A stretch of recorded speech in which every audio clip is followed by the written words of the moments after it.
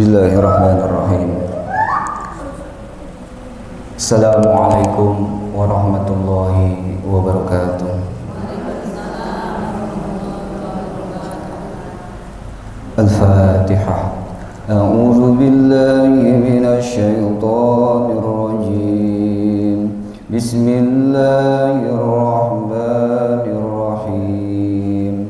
Alhamdulillahi rabbil alamin. Ar-Rahmanir Rahim. Maliki yaumiddin. Iyyaka na'budu wa iyyaka nasta'in. Ihdinas siratal mustaqim. Siratal ladzina an'amta 'alaihim ghairil maghdubi 'alaihim waladdallin. Amin. Astagfirullah. Bismillahirrahmanirrahim. Allahumma shalli ala sayyidina Muhammad wa ala ali sayyidina Muhammad. Rabbi shrah li sadri wa yassir li amri wahlul 'uqdatam min lisani yafqahu qawli. Rabbi zidna ilman warzuqna fahman. Allahumma la sahla illa ma ja'altahu sahla wa anta taj'alul huzna idza syi'ta sahla. Allahumma ighfir li ummati sayyidina Muhammad. Allahumma arham ummati sayyidina Muhammad. Allahumma astur ummati sayyidina Muhammad. Allahumma jibur ummati sayyidina Muhammad. Allahumma aslih ummati sayyidina Muhammad. Allahumma afi ummati sayyidina Muhammad. Allahumma hafaz ummati sayyidina Muhammad. Amin ya rabbal alamin. Alhamdulillahilladzi waffaqa man syaa min khalqihi bi fadlihi wa karamihi wa khadhala man syaa min khalqihi bi masyiatihi wa 'adlihi. Asyhadu an la ilaha illallah wahdahu la syarika lah wa la syabih wa la mithla wa la nidda lah. Wa asyhadu anna sayyidana wa habibana wa azimana wa qaidana wa qurrata a'yunina Muhammadan 'abduhu wa rasuluhu wa safiyuhu wa habibuhu.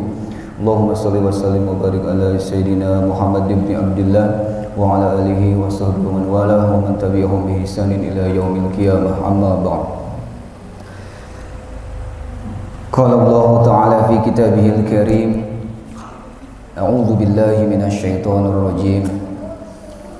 Ya ayyuhalladzina amanu taqullaha wal tanzur nafsum ma qaddamat lighad. Wattaqullah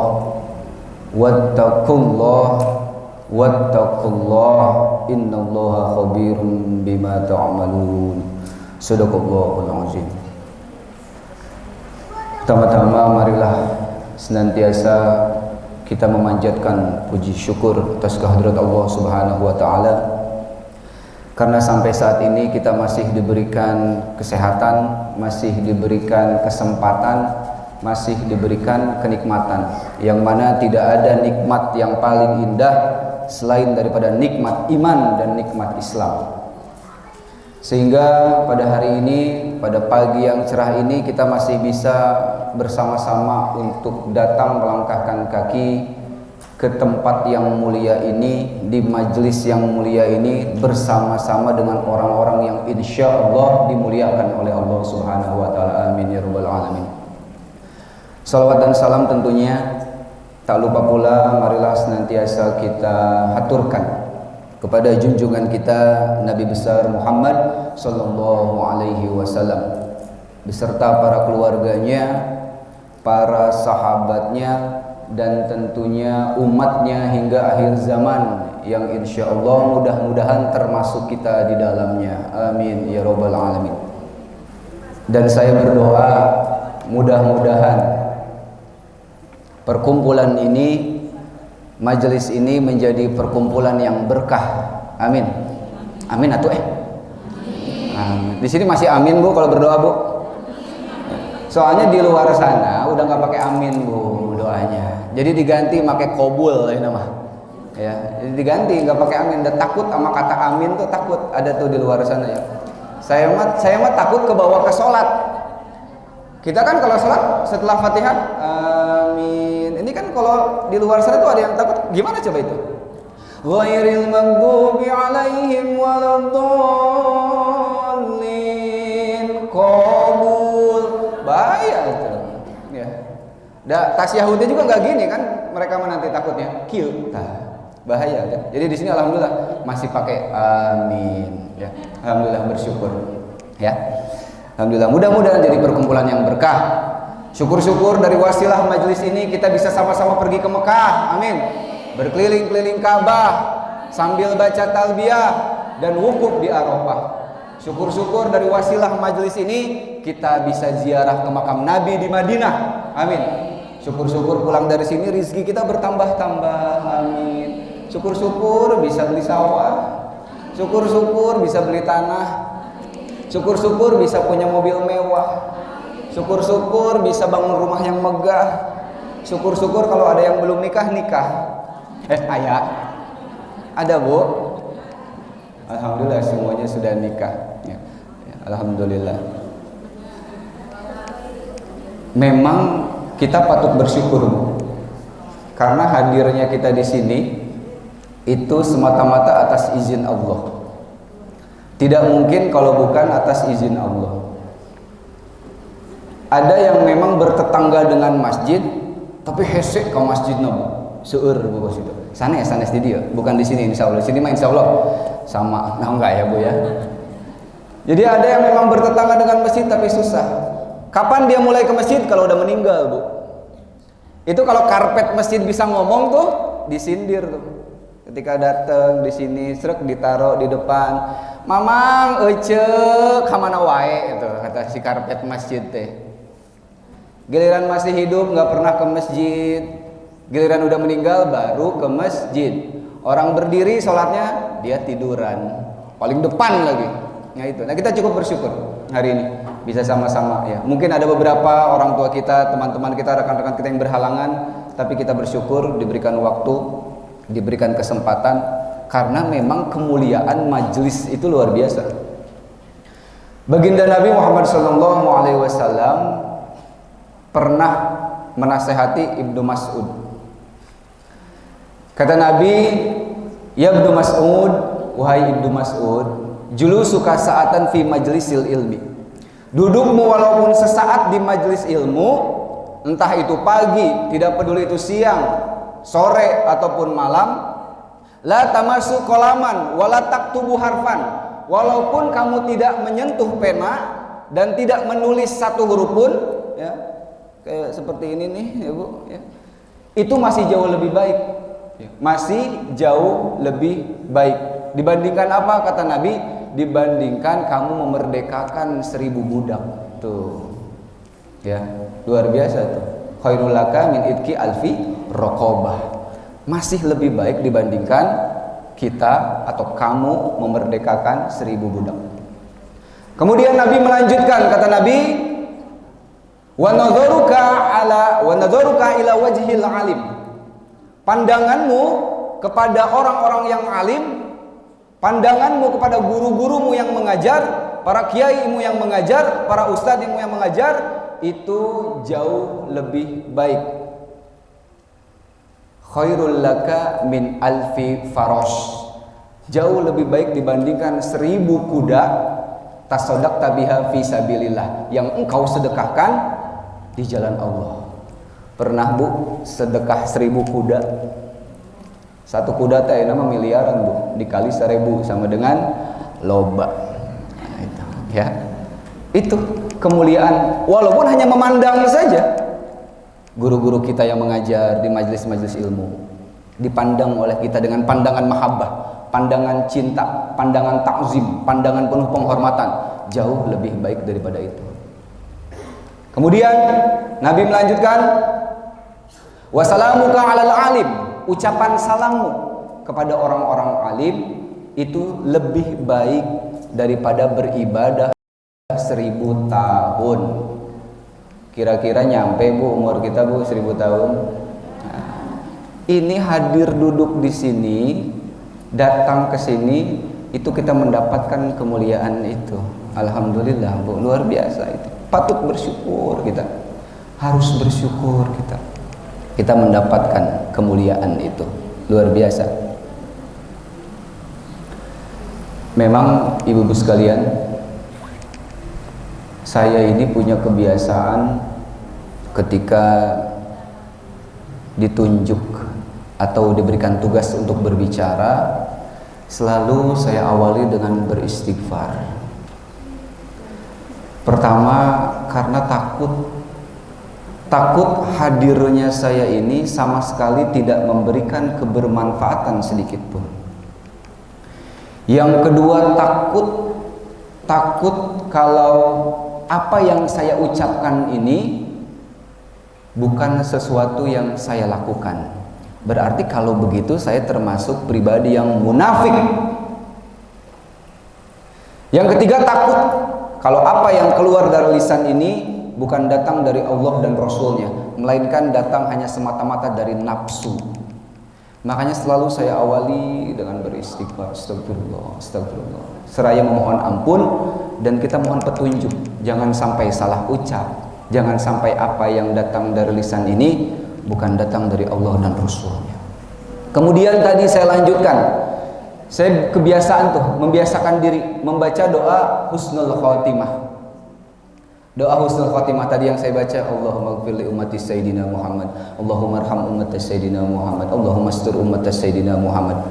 Selalu saya baca doa itu karena dijelaskan dalam kitab, yaitu kitab Nasaihul Ibad yang ditulis oleh ulama besar Syekh Nawawi Al-Bantani Al-Jawi. Dalam kitab itu diterangkan Rasulullah SAW bersabda, wa min asbabi husnul khotimah, di antara sebab husnul khotimah adalah membaca doa tadi. Memang ada waktu khusus doa itu dibacanya itu, yaitu baina sunnati subhi wa fardihi, di antara sunnah subuh dan fardunya. Berarti bisa kita simpulkan doa ini dibacanya baiknya itu di antara azan dan iqomah di waktu subuh. Doanya mulia, waktunya mulia. Kita sama-sama tahu waktu subuh, tidak bisa kita pungkiri kemuliaan waktu subuh. Sebelum subuhnya ada sepertiga malam. Sesudah sepertiga malam kita punya waktu sahar. Waktu sahar itu 10 atau 20 menit menjelang subuh.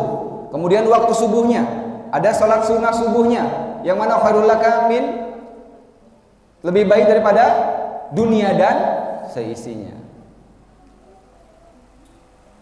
Dan doa ini dibaca di antara azan dan iqomah. Kita sama-sama tahu, la yuraddu du'a bainal azan wal iqomah, tidak akan tertolak doa di antara azan dan iqomah. Jadi doanya luar biasa mulia, waktunya luar biasa mulia. Makanya saya coba terus itu tuh. Saya terus coba biasakan baca doa ini supaya ada perubahan, ya, menghadirkan perubahan dalam diri ini, karena kami pribadi tentu merasa banyak sekali kekurangan, banyak sekali kesalahan, ya. Menyadari bahwa itu adalah manusia. Untuk itu selalu membiasakan doa ini, ya. Mudah-mudahan Allah memberikan perubahan setiap harinya, ya, memberikan perubahan setiap harinya. Kemudian juga memang khawatir, Bu, ya, khawatir pada zaman punten ya Bu, ya ganti diupna. Nah, khawatir di zaman ini luar biasa, zaman yang sangat berat, zaman penuh ujian, zaman penuh cobaan, dan zaman penuh fitnah. Dan itu sudah diprediksi oleh Rasulullah SAW. Sayati ala ummati zamanun, akan datang pada umatku satu zaman, yuhibunal khamsa wa yansaunal khamsa. Mereka mencintai 5 dan melupakan yang 5. Yang pertama, yuhibbunad dunya wa yansaunal akhirah. Mereka mencintai dunia dan melupakan akhirat. Sibuk dengan urusan dunia. Kerja, tapi tak ibadah. Percuma kan? Yang kedua, yuhibbunal hayah wa yansaunal maut. Mereka mencintai kehidupan dan melupakan kematian. Mereka pikir mereka akan hidup selamanya, padahal dunia sementara, akhirat selamanya. Dunia sebentar, akhirat selamanya.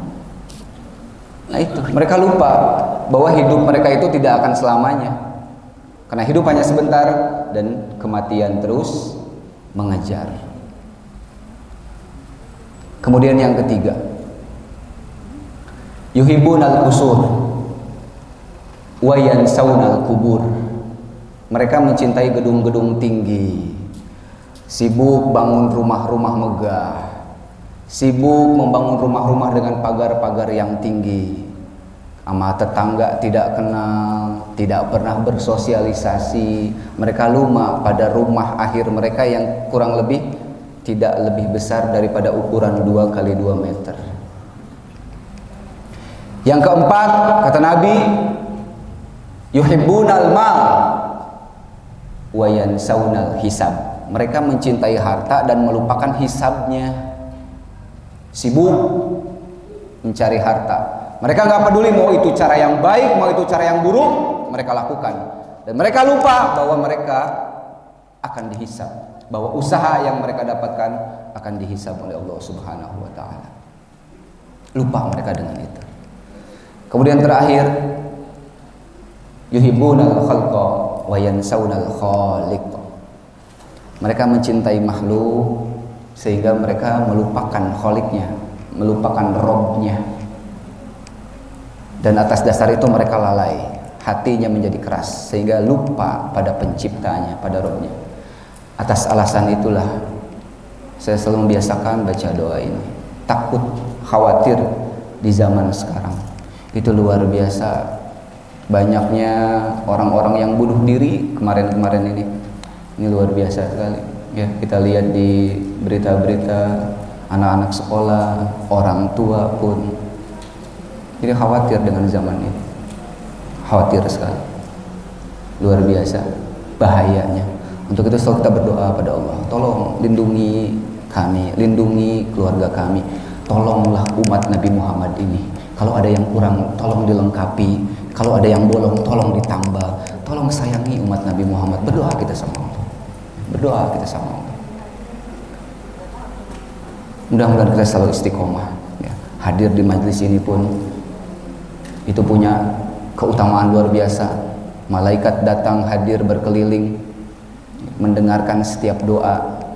Walaupun kita mendengarkan guru-guru kita mengajar, tapi dalam hati kita berdoa ya, dengan bahasa kita sendiri, itu insya Allah dikabul atas wasilah majelis ini.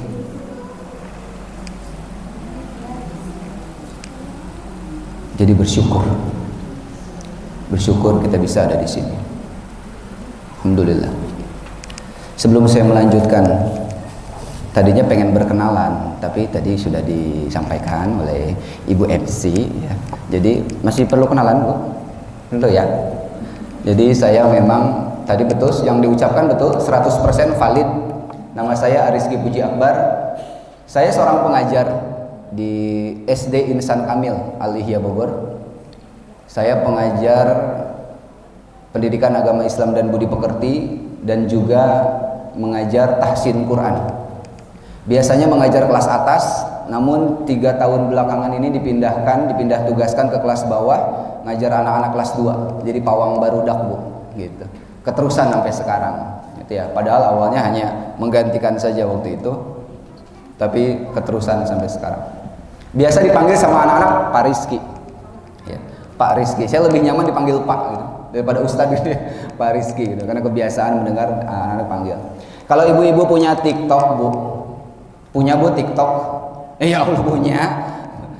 Ibu bisa searching tuh, Bu, Pak Rizky guru viral. Nah gitu tuh. Jadi bukan guru agama, saya mah guru viral gitu ya.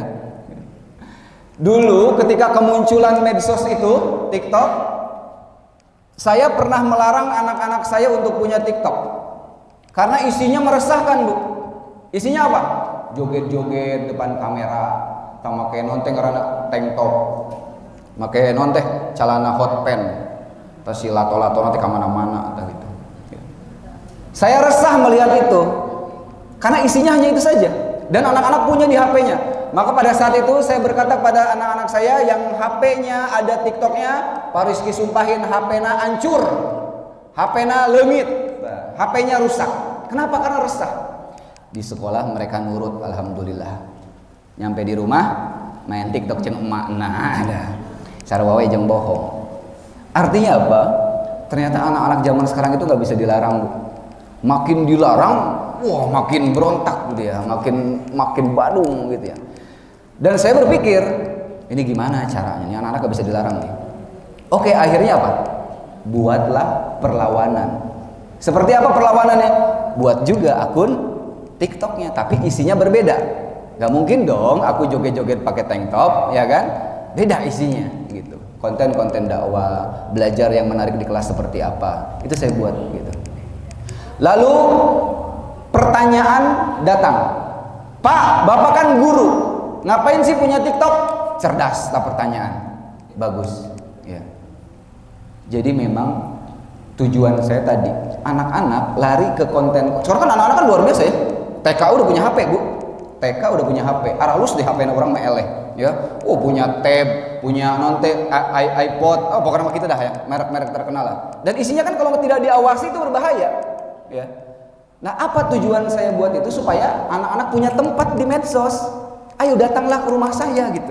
Lihat di akun saya. Supaya dia tidak lari ke akun-akun yang meresahkan itu. Lalu pertanyaan berikutnya muncul, apakah kehadiran Pak Rizky di media sosial dapat merubah atau dapat menghapuskan nilai-nilai kemaksiatan? Tidak mungkin. Tidak mungkin. Tapi saya teringat, Bu. Saya teringat kisah dibakarnya Nabi Ibrahim. Itu kan api yang membakar Nabi Ibrahim itu bukan sekedar api unggun, Bu. Sebesar lapangan bola itu. Ya, dilemparkan Nabi Ibrahim ke tempat itu. Jadi bukan didorong lagi tapi dilemparkan tuh, pakai alatnya seperti ketapel itu. Ya, dilemparkan ke situ. Kemudian ada semut. Ada semut yang berjalan mondar-mandir ke arah api tersebut dengan membawa air. Membawa air untuk menyiram api yang membakar Ibrahim. Nggak lama datang itu burung gagak. Tek, datang dia. Ngomong si gagak nate. Mut cenah, semut maksudnya. Mut keur naon katanya gitu. Lagi apa? Ini saya lagi membawa air untuk memadamkan api yang membakar Ibrahim. Itu si gagak ketawa dong dengar kata itu. Kita mau di WhatsApp Mas teh WK begitu, Bu, ketawanya teh. Lalu si gagak bilang apa? Semut, kamu ini gila ya, katanya gitu. Lihat air yang kau bawa bahkan tidak lebih besar daripada ukuran tubuhmu dan ingin kau bawa untuk memadamkan api yang membakar Ibrahim. Tidak mungkin. Lalu lihat jawaban semut. Apa kata semut? Wahai gagak, memang benar air yang kubawa ini tidak mungkin mampu memadamkan api yang membakar Ibrahim. Tapi dengan aku melakukan ini, Allah melihat aku di pihak siapa. Begitu. Tujuannya itu. Sama, mungkin saya ini adalah bagaikan semut tadi. Dan konten-konten yang saya buat bagaikan air yang sedang saya bawa ini. Apakah bisa saya memadamkan api-api kemaksiatan di internet? Tidak bisa. Siapa saya? Siapa Allah? Gitu kan? Gak mungkin bisa menghapus itu di Indonesia ini khususnya. Tapi dengan saya melakukan ini, Allah melihat saya di pihak siapa. Di pihak kebaikan apa di pihak kemungkaran. Itu yang coba saya lakukan. Mudah-mudahan itu bisa membantu menolong anak-anak kita, ya, untuk mampu memanfaatkan media sosial. Nah, nanti ini akan kita bahas. Nanti akan kita bahas di dalam sambil kita menjelaskan dalam mengusung tema, yaitu pada hari ini adalah tema pentingnya muhasabah. Memang ibu-ibu sekalian, umumnya ketika tahun mulai berganti, ketika muncul penanggalan baru yang mana memang pada tahun yang baru atau menjelang pada hari itu, ini umumnya ya manusia itu melirik pada waktu yang mana waktu yang telah Allah berikan kepada kita. Dari sekian waktu yang kita lalui ini, ada satu ayat yang menjelaskan, seolah-olah ayat ini tuh nggak pakai mukadimah, Bu.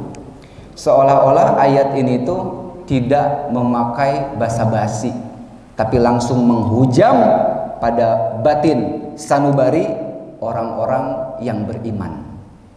Ayatnya tadi sudah dibaca. Surat Al-Hasr ayat 18. Allah Subhanahu wa taala berfirman, "Ya ayyuhalladzina amanu." Kalau sudah ada ayat yang berbunyi ya ayyuhalladzina amanu, berarti ayat ini khusus untuk kita, orang-orang yang beriman. Berbeda dengan bunyi ayat yang ya ayyuhan nas, berarti itu untuk keseluruhan, universal. Tapi ketika bunyinya ya ayyuhalladzina amanu, wahai orang-orang yang beriman, itu berarti khusus buat kita yang mengaku beriman kepada Allah Subhanahu wa ta'ala. Ittaqullah, bertakwalah kepada Allah. Apa arti takwa, Bu? Takwa adalah menjalankan segala perintah yang Allah berikan dan menjauhi segala larangan yang dilarang oleh Allah Subhanahu wa taala. Tapi apakah hanya sebatas itu? Tidak. Takwa adalah kesadaran akan kemahahadiran Allah di sisi kita. Makanya takwa disebut sebagai puncak pencapaian spiritual manusia di hadapan Allah Subhanahu wa taala. Dan nantinya kita disebut sebagai pribadi muttaqin, pribadi yang sadar akan kehadiran Allah di sisi kita. Maka oleh karena itu Allah berjanji kepada pribadi muttaqin, Allah akan mengabulkan, memberikan jalan keluar dari setiap persoalan yang dialami oleh hamba-hambanya. Itu takwa. Kita sadar bahwa kapanpun, dimanapun keadaan kita, Allah selalu ada melihat kita. Ittaqullah wal tanzur nafsum ma qaddamat lighad.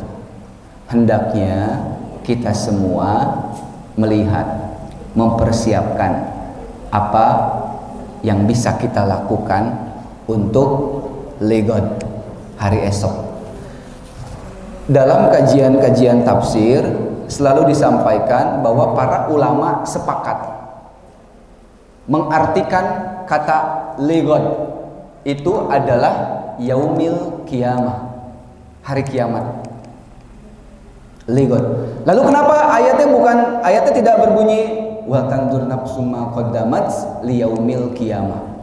Seakan-akan Allah memberitahu kepada kita bahwa apa yang sudah kita persiapkan, apa yang engkau lakukan di masa yang lalu, apa yang engkau sudah lakukan hari ini, dan rencana apa yang akan engkau lakukan di masa yang akan datang atau hari esok. Maksud lighad di sini adalah yaumil qiyamah. Artinya apa yang nanti engkau akan bawa di hadapan Allah ketika Allah memanggilmu. Kebanggaan apa yang bisa kita bawa di hadapan Allah? Bekal apa yang bisa kita bawa ke hadapan Allah Subhanahu wa taala? Bukankah kematian adalah kiamat kecil? Itu maksudnya. Apa bekal yang kita lakukan? Apa bekal yang sudah kita dapatkan sebagai kebanggaan diri kita menghadap Rabb kita? Itu muhasabah. Datang kegelapan malam, kita buka lembaran-lembaran siang hari tadi, kita lihat dalam lembaran itu adakah kebaikan, maka kalau ada kebaikan kita bertekad untuk istiqomah di situ. Kalau ada keburukan kita bertekad bertobat pada Allah, lakukan perubahan dan berjanji tidak akan kembali ke masa itu. Itu fungsi daripada muhasabah, dan pentingnya di situ ada gerak, ada ikhtiar, ada usaha. Bukan hanya duduk mendengarkan lalu pulang, tidak. Harus membekas, harus ada bekas dalam diri kita. Lalu pertanyaannya, bagaimana cara kita ingin merubah hal-hal itu? Karena memang Islam datang untuk memberikan perubahan. Tapi biasanya mindset seseorang itu terkait perubahan selalu berhubungan dengan materi. Betul Bu ya? Kalau orang udah berubah materinya, oh ayeuna mah udah berubah ya. Ya ampun, dulu mah jalan kaki, naik motor, sekarang mah. Oh dulu mah naik motor, pakai mobil, sekarang mah. Selalu materi disebut perubahan itu. Padahal Islam datang bukan untuk merubah Materi.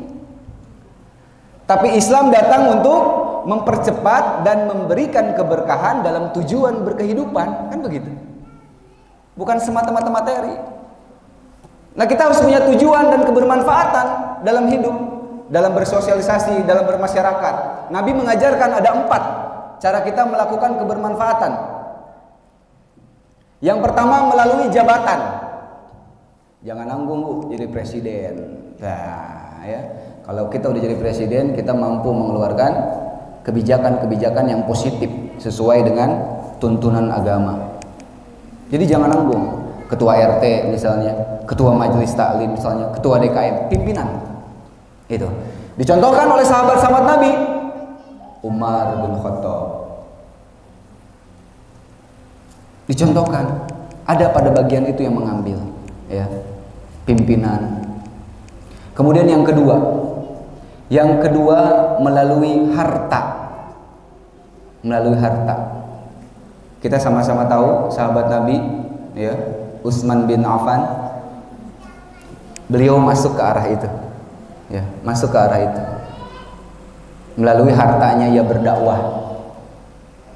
Ada mungkin di sini, ya, yang ingin menjalin kebermanfaatan dengan hartanya, bersedekah, menyiapkan makanannya, menyiapkan segala sesuatunya, itu masuk di situ. Masuk di situ. Kalau kita tidak mampu pada bagian pemimpin, maka masuklah pada bagian harta. Kalau kita tidak mampu pada bagian jabatan, masuklah kita pada bagian harta. Lalu yang ketiga, kita belum mampu bagian jabatan, kita belum mampu bagian harta, maka ambil yang ketiga, yaitu dengan ilmu. Jadilah pakar di bidangnya. Begitu. Dengan ilmu. Dicontoh oleh Ali bin Abi Thalib. Maka dengan ilmu itu apa yang akan aku bawa selain daripada ini? Ini adalah kebanggaan yang bisa aku bawa ke hadapan Allah Subhanahu wa taala, yaitu dengan ilmu, menjadi pakar di bidangnya. Ali bin Abi Thalib masuk di situ. Kemudian yang keempat, jabatan kita belum mampu, harta kita belum mampu, ilmu kita belum mampu, maka yang keempat adalah dengan tenaga. Tenaga. Bilal bin Rabah masuk di situ tuh. Kata Bilal, kita melihat jabatan, nggak mungkin nih aku nih, nggak mungkin jabatan. Sudah ada orang-orang yang kompeten. Harta, siapa seorang Bilal bin Rabah? Ya. Kemudian yang ketiga, ilmu, dia pun tidak begitu berilmu. Akhirnya apa? Bilal ambil yang Bilal mampu nih, tenaga. Jadi apa? Tukang ajan, Bu. Iya, tukang ajan kan. Setiap datang, setiap waktu sholat, Allahu Akbar,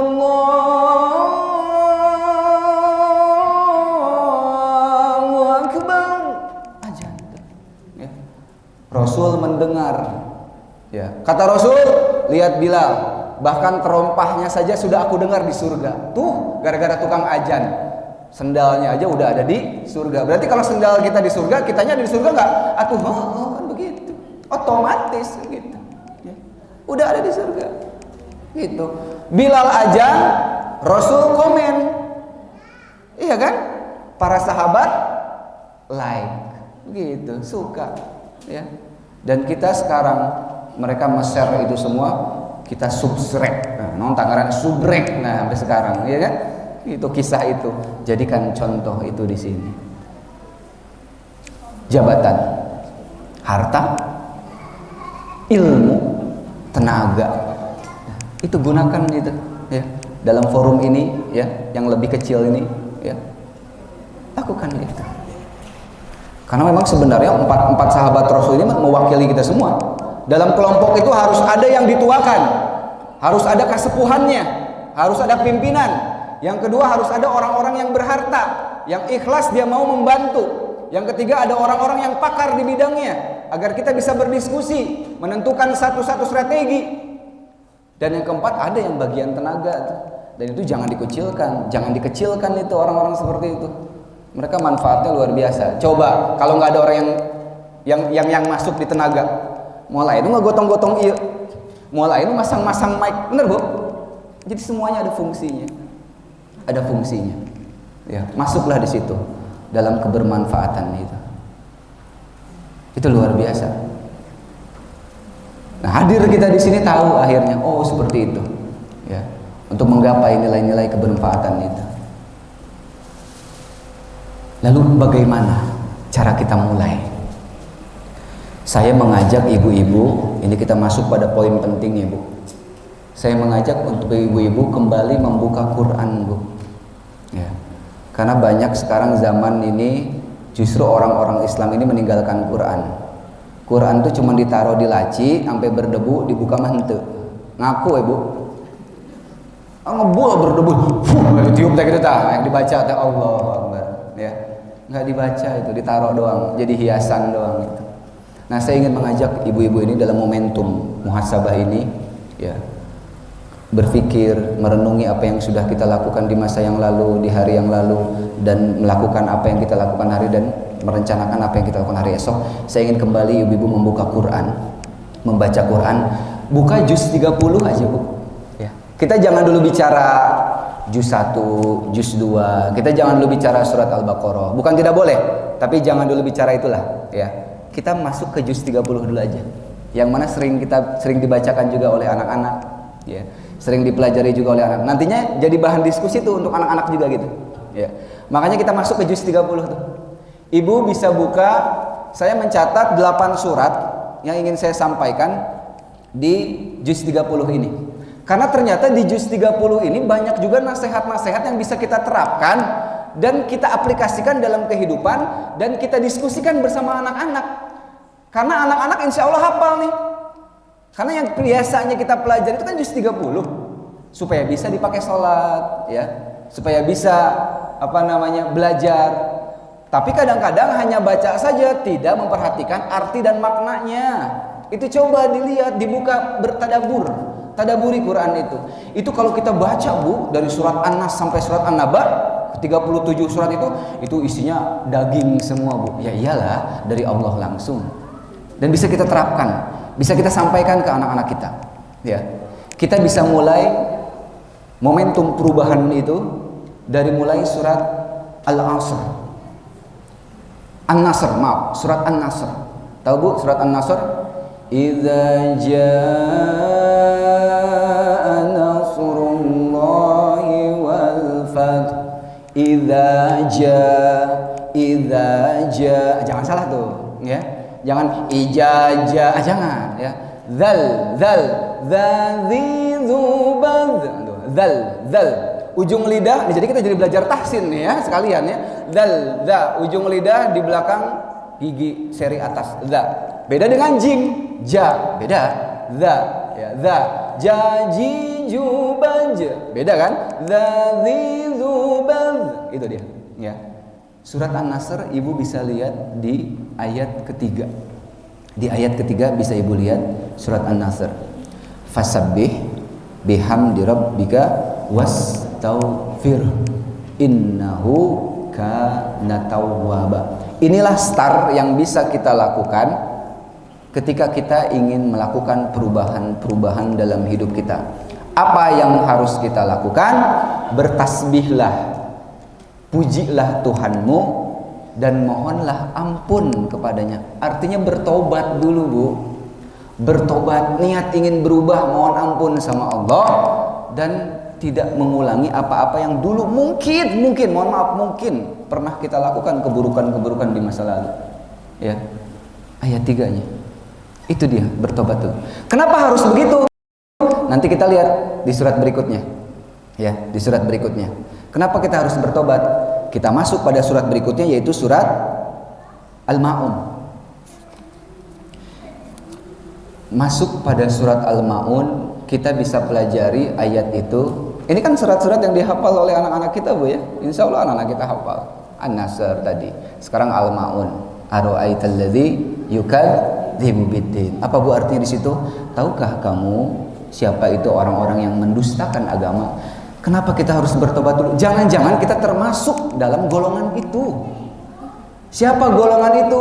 Dijelaskan pada ayat berikutnya. Apa bunyinya Bu? Fadzalikal ladzi yad'ul yatim. Itulah orang-orang yang menghardik anak-anak yatim. Mungkin dalam perjalanan kehidupan kita pernah menghardik anak-anak, menghardik orang-orang, membuli orang-orang Yang mana kita tidak tahu ternyata itu anak yatim. Jangankan anak yatim, pembulian saja dilarang, apalagi kepada anak-anak yatim.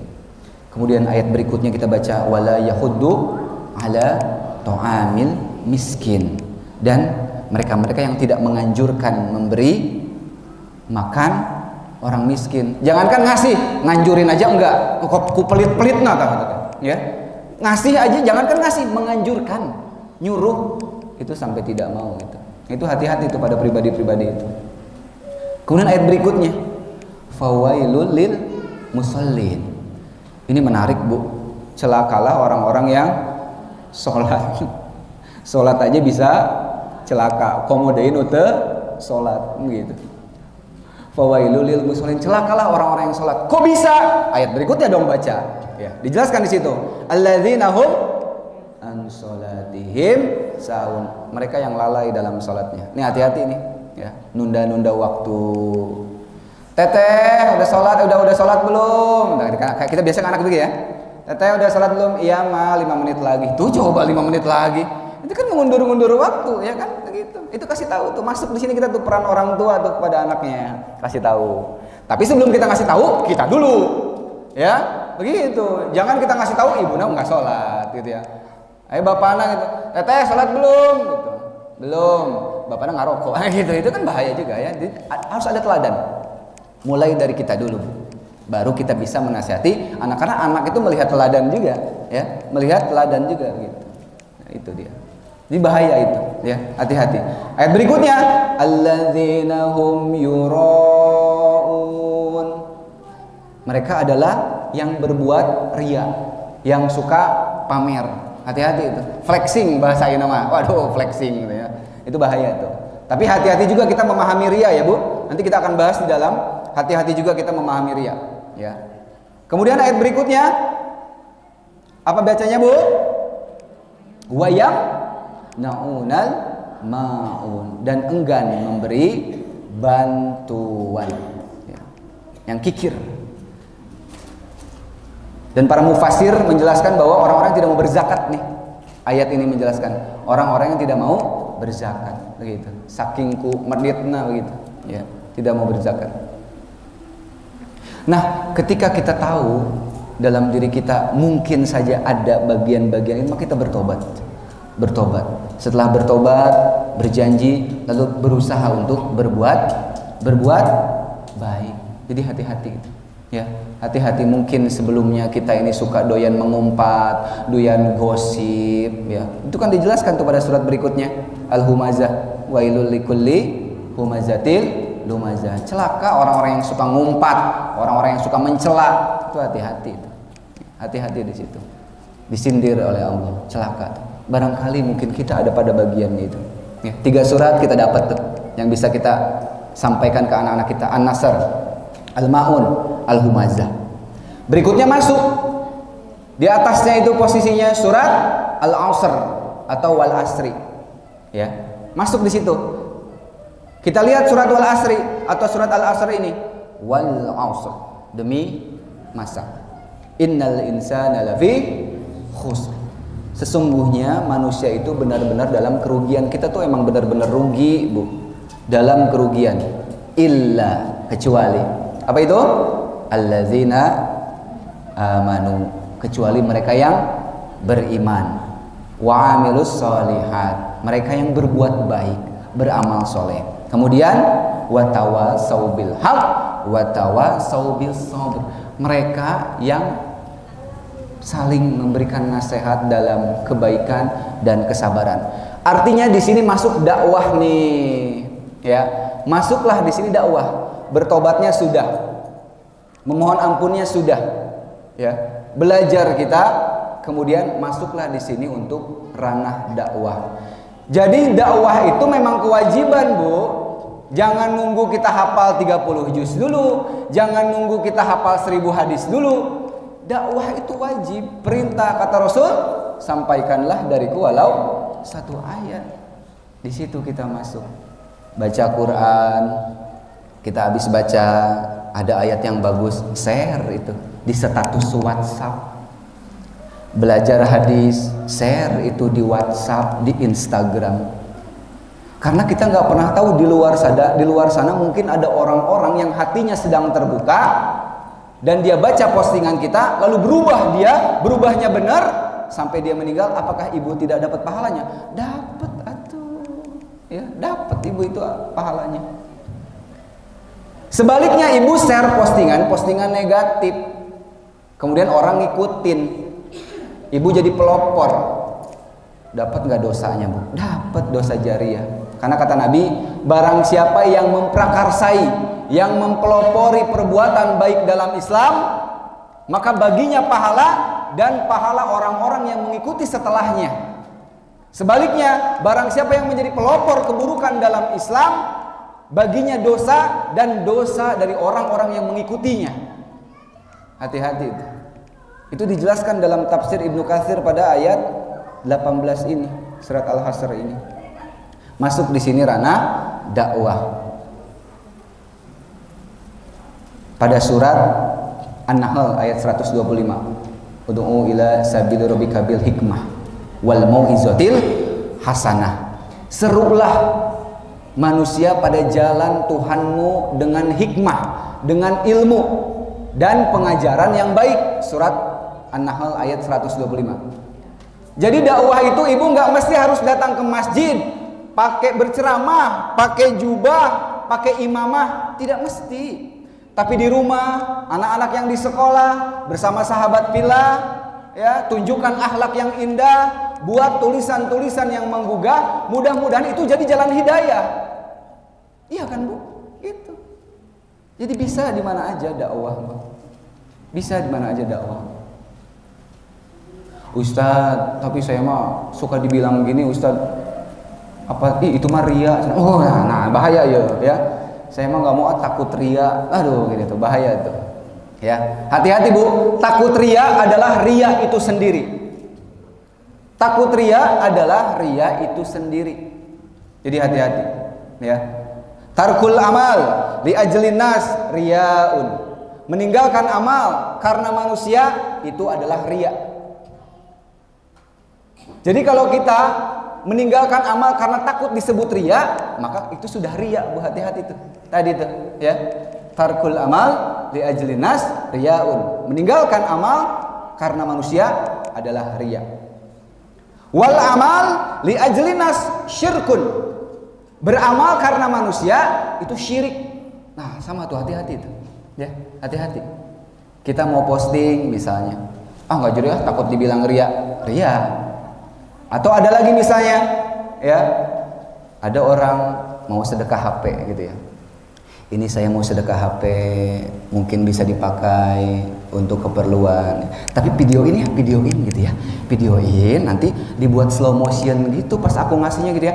Sallallahu ala Muhammad gitu. Nah, itu hati-hati tuh, syirik tuh, ya. Wal amal li ajlin nas syirkun. Hati-hati gitu. Tapi juga kita jangan selalu berpikir orang-orang yang bersedekah, orang-orang yang berbuat baik bawa kamera itu adalah ria. Jangan selalu berpikir seperti itu. Ya, kita suka lihat bu di medsos, di YouTube, ada orang-orang yang bersedekah bawa kamera tuh. Ya, kita jangan langsung bilang, wah itu mah ria atau pamer, ya pamer itu. Jangan dulu ya. Kita nggak pernah tahu hati orang bu. Makanya kita jangan so tahu sama hati orang. Hati-hati itu, kita nggak pernah tahu. Ya, mungkin apa yang mereka lakukan itu untuk memberikan informasi bahwa di tempat itu ada orang yang membutuhkan. Nah, kalau ibu memperhatikan, ibu buka itu kolom komentarnya biasanya banyak yang open donasi. Tuh, itu kan membuka lahan orang untuk beramal. Jadi positif itu, ya positif.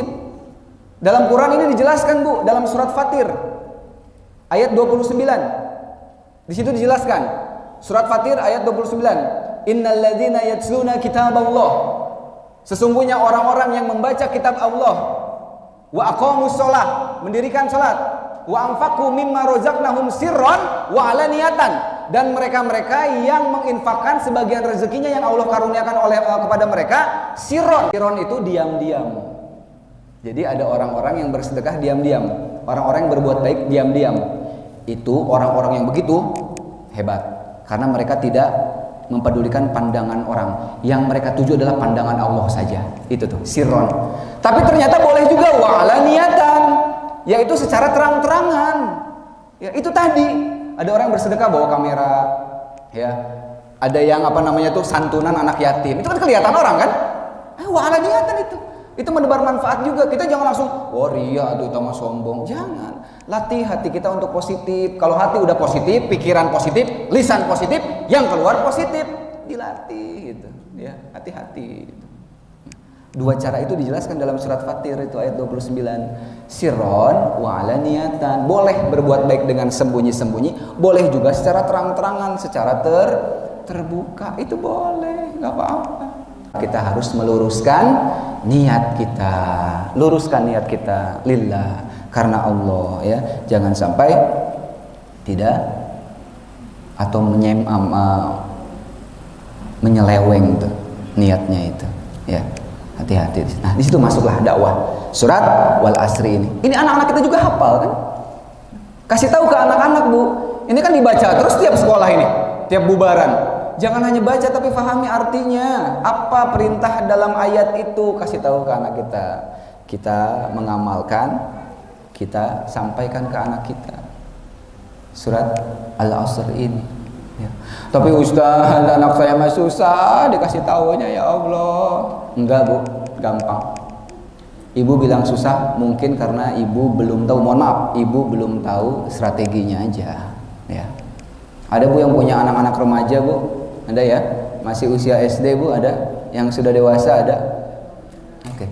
Ini kan sering dijelaskan nih, ya, oleh ahli-ahli neuroscience, ya, ahli-ahli parenting.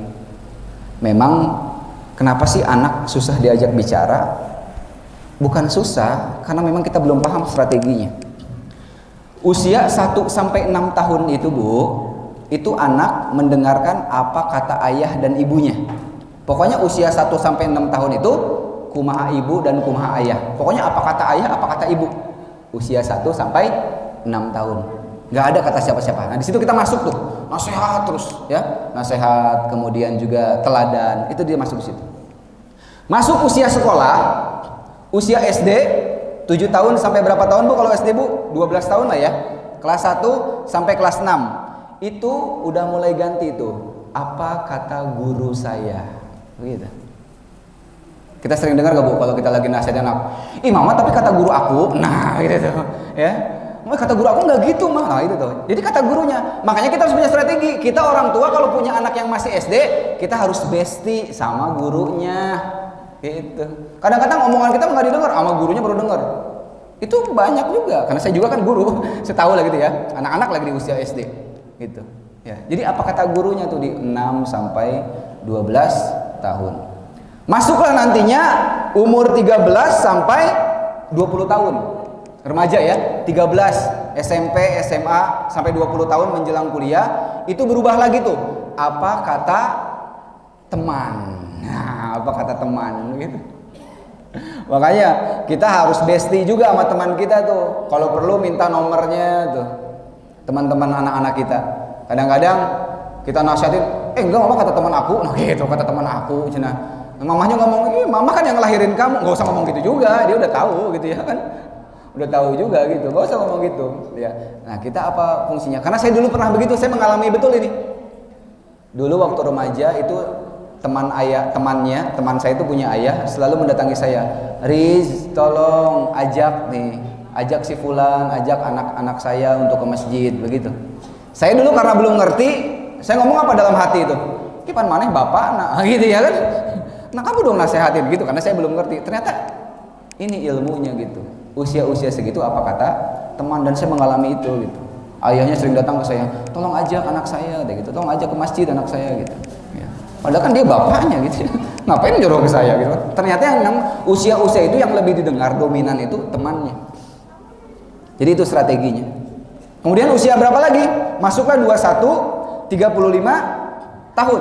21 35 tahun itu apa kata saya. Mulai itu, nih ya. Apa kata saya gitu. Dia punya pendapatnya pribadi, dia punya pendapatnya sendiri. Artinya jadi teman diskusi gitu.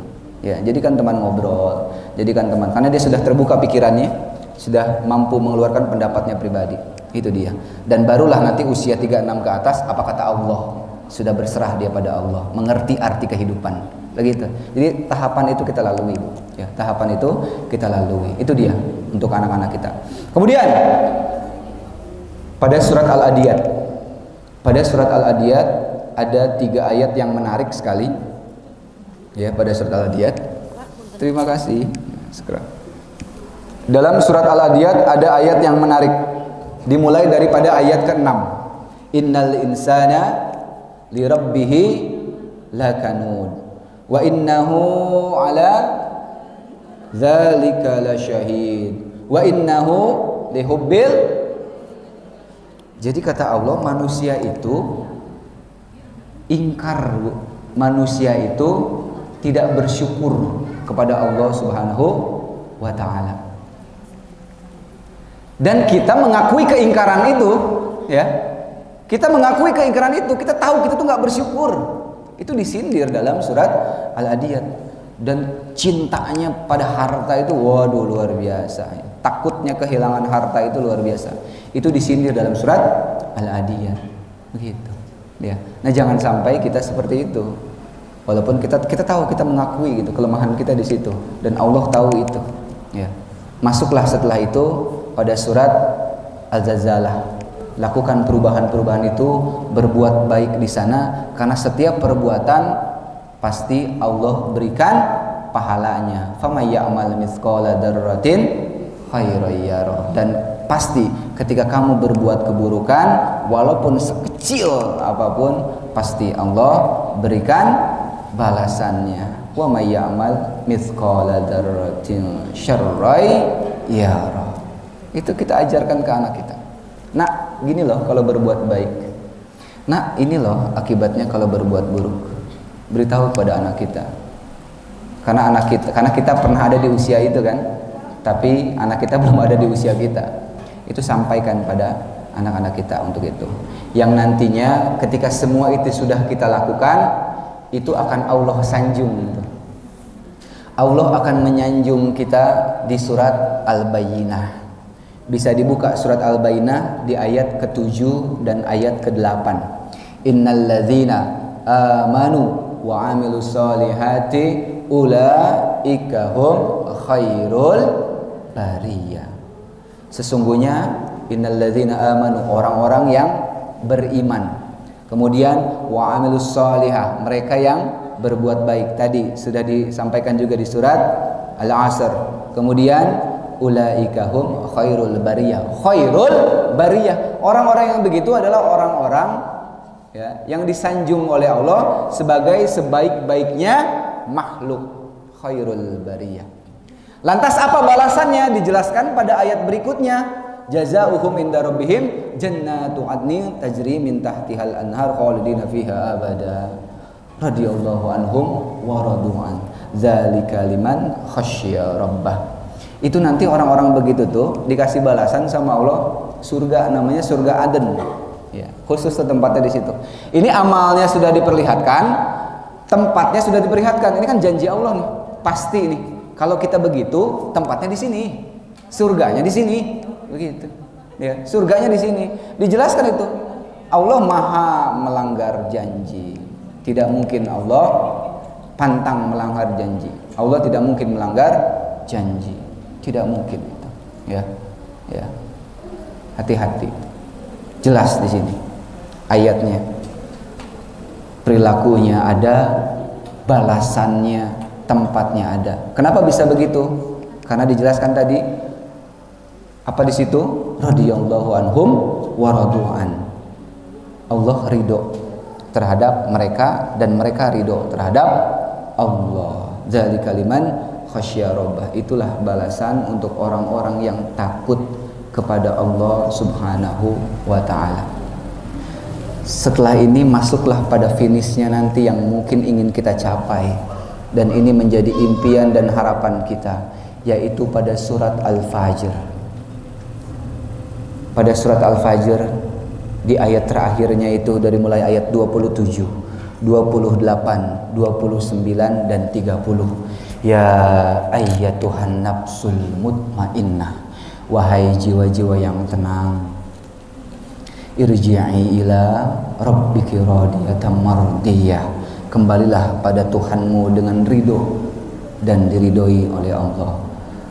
Fadkhuli fi ibadi, masuklah ke dalam golongan hambaku. Fadkhuli jannati, dan masuklah ke dalam surgaku. Bukankah itu cita-cita yang ingin kita capai, Bu?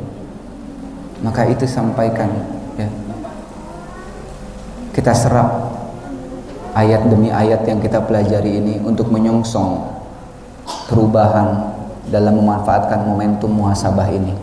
Ayatnya jelas, kita insya Allah hafal suratnya, bisa juga kita sampaikan kepada anak-anak kita. Dan ini baru 8 surat kan, masih banyak surat-surat yang lain yang mungkin bisa kita sampaikan kepada anak-anak kita, yang bisa kita amalkan kepada diri kita pribadi.